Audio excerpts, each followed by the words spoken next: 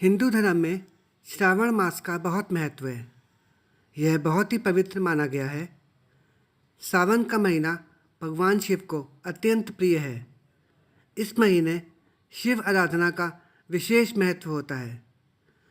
स्कंद पुराण के अनुसार सावन माह में भगवान शिव की पूजा करने, अभिषेक करने, उपवास करने से मनुष्यों के समस्त पाप नष्ट हो जाते हैं एवं उन्हें पुनर्जन्म से मुक्ति मिलती है। इस महीने में भगवान शिव की पूजा के दौरान बेलपत्र से पूजा अर्चना की जाती है और जल चढ़ाया जाता है। हिंदू धार्मिक ग्रंथ शिव पुराण के अनुसार जो व्यक्ति सावन के महीने सोमवार का व्रत रखता है, उसकी सभी मनोकामनाएं भगवान शिव पूरी करते हैं।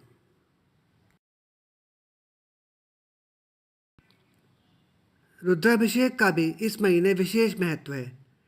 विशेषकर सावन के सोमवार और नागपंचमी के दिन रुद्राभिषेक करने से भक्तों पर भगवान नीलकंठ की असीम कृपा बरसती है।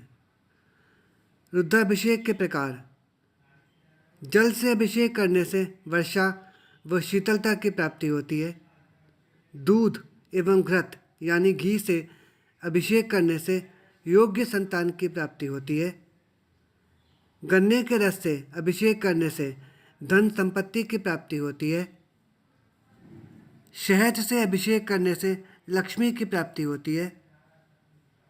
रुद्राभिषेक करने से अश्वमेध यज्ञ के समान फल की प्राप्ति होती है। श्रावण का नाम श्रवण नक्षत्र के नाम पर पड़ा है। सावन के महीने में वर्षा की अधिकता के कारण साधु संतों का भ्रमण बहुत कम हो जाता है। वे एक ही स्थान पर रहकर कथा को श्रवण करते हैं। तुलसीदास जी के अनुसार जो परमात्मा के गुणों को सुनता नहीं है, वह उन्हें जान नहीं पाता। जो जानता नहीं, उससे परमात्मा की प्राप्ति नहीं होती, और जिसे परमात्मा की प्राप्ति ना हो, उसे परमात्मा से प्रीति कैसे हो। जाने बिनु न होई परतीति, बिनु परतीति होई नहीं प्रीति।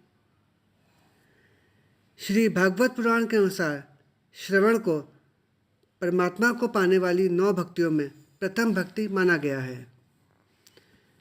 श्रवणम कीर्तनम विष्णु स्मरणम पादसेवनम अर्चनम वंदनम दास्यम सख्यम आत्मनिवेदनम। सावन माह में मंगलवार को माता मंगला गौरी के पूजन का भी विशेष महत्व है। ऐसी मान्यता है कि सावन के महीने में यदि भगवान शिव के ज्योतिर्लिंगों के दर्शन किए जाएं, तो समस्त कष्ट दूर हो जाते हैं। यही कारण है कि इस महीने में भारत के प्रमुख 12 ज्योतिर्लिंगों के दर्शन के लिए भक्तों का सैलाब उमड़ पड़ता है। सावन माह उत्साह उमंगों का माह है। ये वर्षा ऋतु का महीना माना जाता है। इस महीने में चारों तरफ हरियाली छा जाती है। इस माह बहुत से पर्व जैसे कि हरियाली तीज, नाग पंचमी, कजरी तीज, रक्षाबंधन मनाए जाते हैं। बहुत से स्थानों पर सावन माह में विशेष मेलों का भी आयोजन किया जाता है। पौराणिक संदर्भ: शास्त्रों के अनुसार पार्वती देवी ने भगवान शिव को अपने पति के रूप में पाने के लिए सावन माह में ही कठोर तप किया था, जिससे प्रसन्न हो भगवान शिव ने उन्हें जीवन संगनी बनाया था।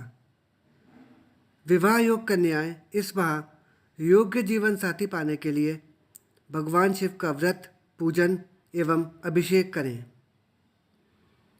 पौराणिक कथा के अनुसार इसी महीने समुद्र मंथन के दौरान मिले हलाहल विष को शिवजी ने पान किया था। उससे उनका कंठ नीला पड़ गया था। इसी कारण शिवजी को नीलकंठ महादेव भी कहा जाता है।